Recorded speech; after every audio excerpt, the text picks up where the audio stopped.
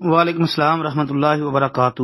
عورت کے خوشبو لگانا اور غسل جنابت کا غسل کرنا، اس حوالے سے بھائی کا سوال ہے۔ محترم بھائی، اس حوالے سے ایک حدیث آتی ہے، جو ہے سنن ابن ماجہ میں 4002 نمبر پر یہ حدیث ہے کہ ابو ہریرہ رضی اللہ عنہ کہتے ہیں کہ ایک عورت ملی جس نے خوشبو لگا رکھی تھی اور مسجد کی طرف جا رہی تھی، تو ابو ہریرہ رضی اللہ عنہ نے فرمایا، جبار کی بندی، کہاں جا رہی ہو؟ اس نے کہا مسجد میں۔ فرمایا اسی لیے خوشبو لگائی ہے؟ اس نے کہا جی ہاں۔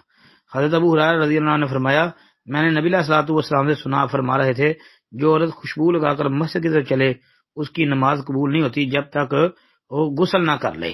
اچھا، یہ حدیث ہے ابن ماجہ میں۔ اس کے علاوہ جو ہے روایت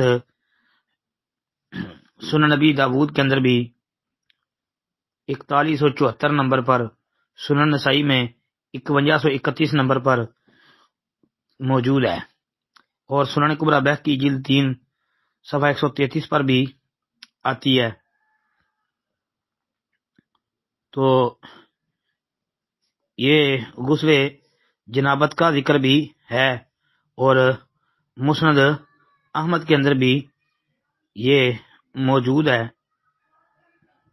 تو بھائی بات یہ ہے کہ اس روایت میں اختلاف ہے، لیکن شیخ البانی رحمۃ اللہ علیہ نے اس روایت کو سلسلہ حدیث صحیحہ کے اندر 1031 نمبر پر تخریج کیا ہے، یعنی شیخ البانی نے سلسلہ صحیحہ میں اس کو لکھا ہے، اور پھر اس پر خوبصورت بحث کی ہے اور اس روایت کو صحیح بھی کہا ہے، اور اس کے ساتھ شیخ صاحب رحمۃ اللہ علیہ نے یہ جو روایت ہے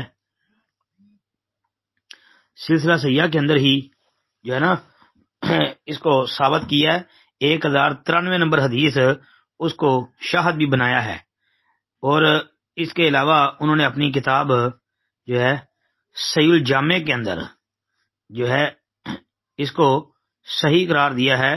2703 نمبر حدیث ہے صحیح الجامع کی، 2703 نمبر حدیث، تو اس کو انہوں نے صحیح کہا ہے، تو لہذا روایت انشاءاللہ حسن ہے، ثابت ہے جی۔ السلام علیکم ورحمۃ اللہ۔